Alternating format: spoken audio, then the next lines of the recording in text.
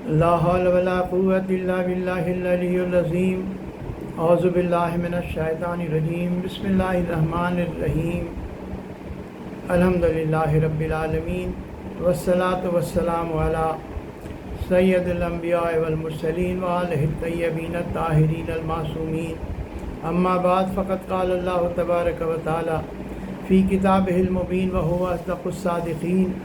بسم اللہ الرحمن الرحیم۔ ان اللہ یحب الذین یقاتلون فی سبیلہ صفا کانہم بنیان مرصوص۔ اللہ تعالیٰ دوست رکھتا ہے ان لوگوں کو جو اس کی راہ میں قتال کرتے ہیں، صفیں بنا کر، پرا باندھ کر، اور وہ صفیں ایسی ہوتی ہیں جیسے سیسا پلائی ہوئی دیوار۔ اس آیہ کریمہ کے ذیل میں مسلسل میں جنگ کربلا کا بیان کر رہا ہوں، اور حملہ اولا اور نماز خوف کا بیان میرا مکمل ہو چکا ہے۔ انفرادی طور پر کچھ لوگوں کے واقعات میں آپ کے گوشت گزار کرنا چاہتا ہوں، خاص کر جو کچھ زیادہ اہم ہے۔ جیسے ایک واقعہ جو عموماً ہمارے مجلسوں میں بیان نہیں ہوتا ہے کہ آخری شخص جو امام حسین کے ساتھ دیتے ہوئے جس کی شہادت واقع ہوتی ہے وہ ہے سوید بن عمرو بن ابی المتاع خشعمی۔ کربلا میں جنگ کرتے کرتے یہ شخص زخموں سے چور ہو کر کے میدان کربلا میں گر جاتا ہے، اور لوگ یہ تصور کرتے ہیں کہ اس کی رمق حیات باقی نہیں ہے، اس کی روح اس کے جسم سے پرواز کر چکی ہے۔ یہاں تک کہ جنگ اپنے اختتام کو پہنچتی ہے، امام حسین علیہ السلام شہید ہو جاتے ہیں، اور آواز بلند ہوتی ہے، جناب امام حسین کی قتل کی آواز بلند ہوتی ہے کہ قتل الحسین بکربلا۔ جب یہ امام حسین کے قتل کی آواز کربلا کے میدان میں بلند ہوتی ہے، اس آواز کا اس کے کان میں پہنچنا تھا کہ یہ بے ہوشی سے جاگ جاتا ہے۔ سوید بن عمرو بن ابی المتاع خشعمی یہ جاگ جاتا ہے، اور جب اسے پتہ چلتا ہے کہ جس امام کی قیادت میں یہ جنگ کر رہا تھا اب امام باقی نہیں رہے، نتیجہ یہ ہے کہ اس کے پاس ایک چھری یا خنجر تھا، یا کسی پاس کے کسی زخمی سے اس نے لیا، اور اس نے اپنے نزدیک کے جو دشمنان دین تھے ان پر حملہ کر دیا۔ زخموں سے چور تو تھا ہی، تھوڑے دیر کے لیے ہوش آیا تھا، لیکن نصرت امام کا جذبہ کہ اس نے حملہ کر دیا، کچھ لوگوں کو زخمی کیا، نتیجہ ہے کہ یہ فوج یزید نے اس پر ہجوم کیا اور اس کو شہید کر دیا۔ یہ شہید ایسا ہے جو امام حسین کے قتل کے بعد شہید ہوا۔ اس کا نام سوید بن عمرو بن ابی المتاع خشعمی تھا۔ اس کے علاوہ کچھ جو اہم اصحاب ہیں جن کا میں تذکرہ کرنا چاہتا ہوں، اور خاص کر کے اس وجہ سے کہ کہا جاتا ہے کہ کوفے کے شیعوں نے بلا کر کے امام حسین کو اور خود ہی قتل کیا، اور خود ہی وہ گریہ کرتے ہیں اور روتے ہیں۔ اس لیے ضروری ہے کہ آپ کے سامنے یہ معلوم ہو کہ یہ دو جماعتیں، ایک جو امام حسین علیہ السلام کا ساتھ دے رہی تھیں، اور ایک جماعت جو امام حسین علیہ السلام کے مقابل میں ان سے جنگ کر رہی تھی اور ان کے قتل کی خواہاں تھی، وہ جماعت کون تھی، اور یہ جماعت جو امام کے ساتھ تھی وہ کون تھی۔ گرچہ ایسے بہت سارے مقامات ہیں جن پر اس کی پوری ایک اگر کہا جائے تو اس پر اشرا پڑھا جا سکتا ہے، لیکن دو چار جو اہل سنت کی کتابوں سے، خاص کر کے یہ جو محمد بن جریر طبری کی تاریخ طبری جو معتبر ہے، ہم اس سے دو واقعہ آپ کی خدمت میں پیش کرنا چاہتے ہیں۔ ایک واقعہ ہے نافع بن ہلال جملی کا۔ شروع میں ہی ہم نے آپ کو کہا تھا کہ شروع میں ہی جب عبداللہ بن عمیر کلبی نے ان دونوں کو سالم اور یسار کو قتل کر دیا، اس وقت نافع ابن ہلال جملی یہ جوش میں آ گئے اور انہوں نے حملہ کر دیا۔ اس وقت مزاحم بن حریث نام کے ایک شخص نے کہا، اس نے کہا کہ یہ جب کہہ رہے تھے کہ انا الجملی انا علی دین علی، تو وہ مقابلے میں آیا کہ میں حضرت عثمان کے دین پر ہوں۔ دیکھیے اس سے ظاہر ہو گیا کہ یہ دو جماعتیں کون کون تھیں۔ مزاحم بن حریث نے اپنے کو تعارف کرایا کہ میں حضرت عثمان کے دین پر ہوں، اور نافع ابن ہلال جملی نے کہا کہ کہ میں جملی ہوں اور میں دین علی پر ہوں، انا علی دین علی۔ اب اس میں کوئی شک کی گنجائش نہیں کہ یہ دونوں جماعتیں کون تھیں۔ اب جب یہ دونوں نبر آزما ہوئے تو جناب نافع ابن ہلال بجلی نے اس کو قتل کر دیا۔ نافع ابن ہلال بجلی نے قتل کر دیا۔ اب اس وقت مبارزہ طلبی ختم ہو گئی اور نافع ابن ہلال بجلی بھی لوٹ کر اپنے فوج میں واپس آ گئے۔ یہ نافع ابن ہلال بجلی، ان کے پاس یہ بڑے ماہر تیر انداز تھے اور سوفاروں پر انہوں نے اپنے نام لکھ رکھے تھے، اپنے تیروں کو انہوں نے زہر میں بجھا رکھا تھا۔ کربلا میں انہوں نے کافی نقصان پہنچایا عمر سعد کی فوج کو۔ کہا جاتا ہے کہ 12 آدمی تو انہوں نے شہید کر دیے اور اس کے علاوہ بہت سارے لوگوں کو انہوں نے زخمی کیا۔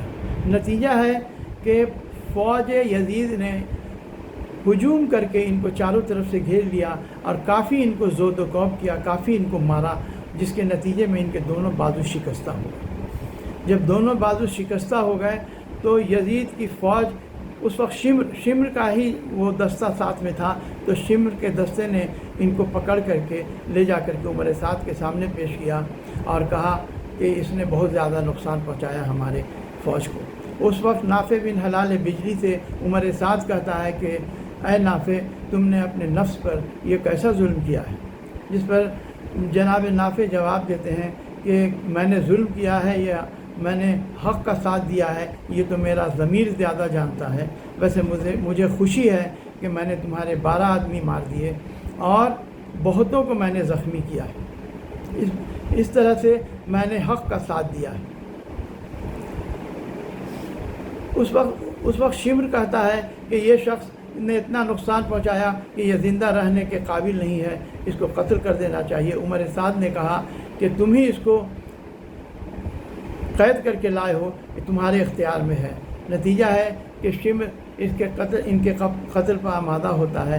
یہ اس وقت کہتے ہیں کہ تم لوگ مسلمان نہیں ہو، اگر تم لوگ مسلمان ہوتے تو اس جماعت کے، یعنی میں جس جماعت کا ہوں، اس جماعت کے قتل پر آمادہ نہیں ہوتے۔ اور اللہ کا شکر ہے، اور میں دعا کرتا تھا کہ اللہ مجھے شہادت نصیب کرے اور خلق کے بدترین اشخاص کے ہاتھ میری شہادت نصیب کرے، اور آج میری دعا قبول ہوئی۔ دوسرا واقعہ اسی زمن میں جو تاریخ طبری سے ہی میں پیش کرنا چاہ رہا ہوں، اب وہ ہے جناب بریر خضیر حمدانی کا۔ یہ کوفہ کے یہ قاری قرآن بھی تھے، حافظ قرآن بھی تھے، اور وہاں کے کوفہ کے بچوں کو یہ قرآن پڑھایا کرتے تھے۔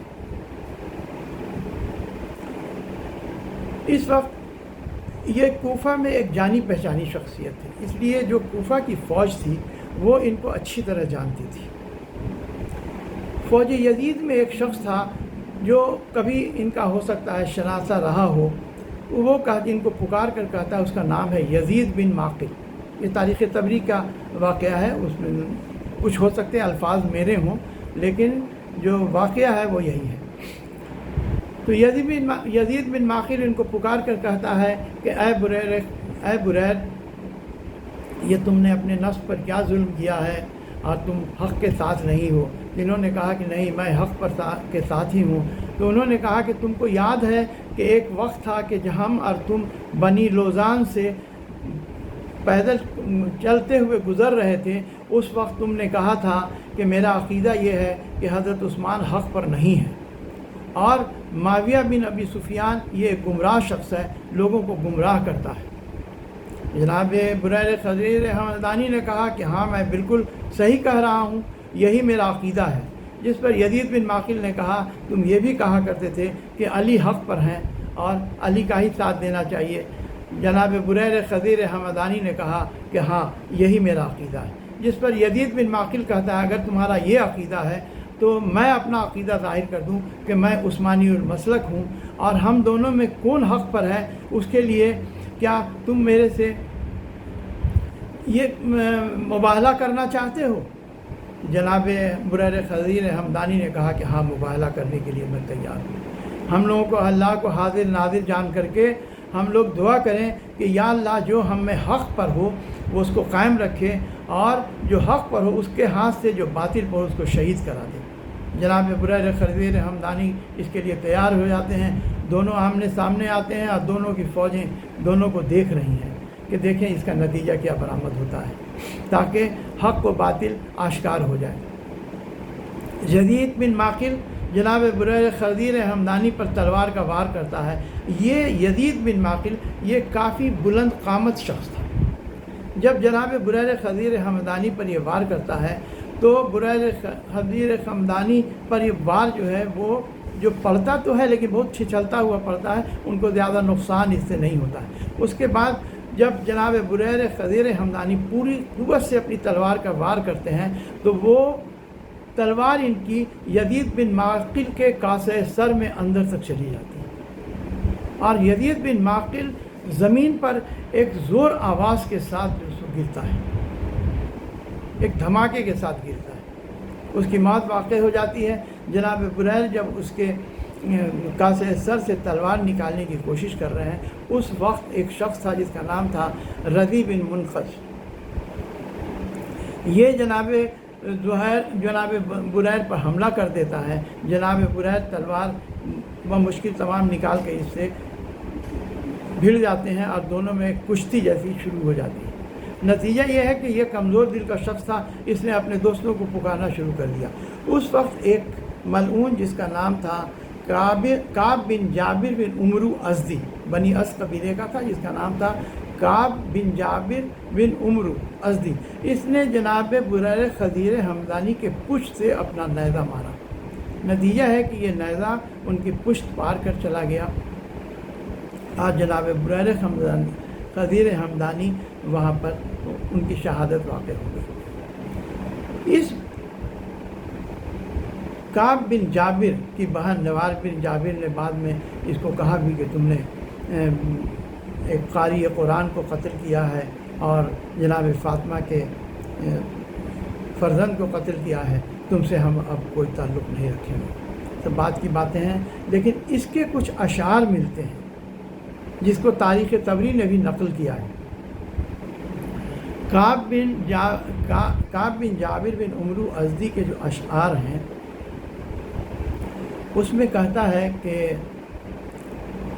پہلے تو کہتا ہے کہ میں نے ایسے لوگوں کے ساتھ جنگ کی، واقع کربلا کو یاد کر کے کئی اشعار ہیں جو کہ تاریخ طبری نے نقل کیے ہیں کہ ایسے لوگوں سے میں نے جنگ کی کہ میری عقل حیران ہے کہ وہ ایسے شجاع اور بہادر تھے، لیکن میں بھی اپنے مسلک پر ڈٹا رہا، اور میرا مسلک یہ ہے کہ کوئی جا کر کے ابن زیاد کو بتا دے کہ میرا مسلک یہ ہے کہ میں یزید ابن سفیان اور سفیان کا وفادار ہوں، اور میں نے انہی کے وفاداری نبھانے کے لیے میں نے امام حسین سے جنگ کی۔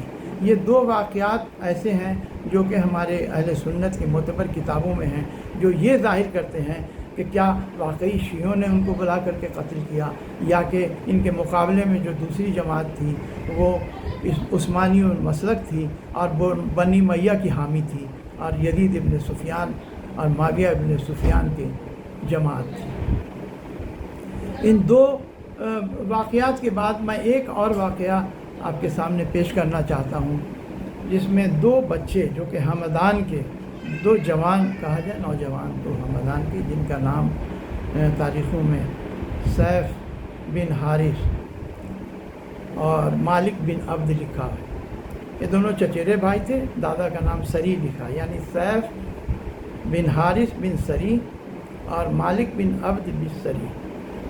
یہ دونوں چچیرے بھائی تھے، لیکن مادر گرامی ان کی ایک تھی، جو بڑے بھائی کے انتقال کے بعد دوسرے کی ذریت میں آئی تھی، چھوٹے بھائی کی ذریت۔ یہ دونوں بھائی چچیرے بھائی بھی تھے اور مادری بھائی بھی تھے۔ یہ امام حسین کے معیت میں جنگ کر رہے تھے دونوں۔ امام حسین کے آگے آگے یہ جنگ کر رہے تھے، لیکن پیچھے مڑ مڑ کے امام حسین کو دیکھتے تھے اور گریہ کرنے لگتے تھے۔ آنکھوں سے ان کے آنسو جاری ہوتا تھا، جب دیکھتے تھے یہ آنسو جاری ہو جاتا۔ امام حسین علیہ السلام نے ان کو بلایا، کہا کہ اے میرے بھتیجو، میں تمہیں یقین دلاتا ہوں کہ یہ سارے مصائب وقتی ہیں، اور بہت جلد جب تم آخرت کے منزل میں ہوگے تو تمہاری آنکھیں وہ نعمت اخروی سے سرشار ہو جائیں گی اور تم کو بے حد انتہائی خوشی ملے گی۔ اس لیے یہ وقتی مصائب ہیں، تم اس سے پریشان نہ ہو۔ اس پر دونوں بھائی یہ کہتے ہیں، دیکھیے ان کے معرفت کا یہ عالم ہے کہ وہ کہتے ہیں کہ مولا، ہم اپنی جان کے لیے نہیں رو رہے، ہم اپنی جان کے لیے نہیں رو رہے ہیں، ہم تو اس بات پر رو رہے ہیں کہ ہم کو آپ کی بے کسی پر رونا آ رہا ہے کہ ہمارے پاس سوائے اپنی جان نچھاور کرنے کے لیے اب ہمارے پاس کچھ بھی نہیں ہے، اور ہم اپنی جان دینے کے بعد بھی ہم آپ کی زندگی کی حفاظت نہیں کر سکتے ہیں۔ ہم لوگوں کو اس بات کا بہت افسوس ہے۔ اسی وجہ سے امام نے دعا دی اور کہا کہ نہیں، ہم تمہارے جذبے کی قدر کرتے ہیں۔ دونوں جاتے ہیں اور پیچھے مڑ مڑ کر بار بار امام کو دیکھتے ہیں اور بار بار امام کو سلام کرتے جاتے ہیں۔